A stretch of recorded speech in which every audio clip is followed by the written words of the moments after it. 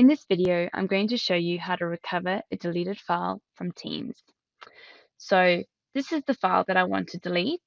I'm just going to select that and click on delete.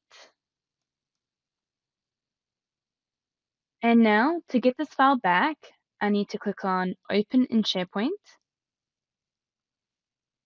sign in if prompted to,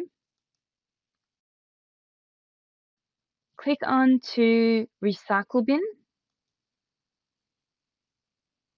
and this will show you a list of all the files that have been deleted within the last 90 days. Now, to get our file back, we select it, and then up the top, we click on to restore. That will then disappear from this list, and if I go back into Teams and click on reload, that file has come back.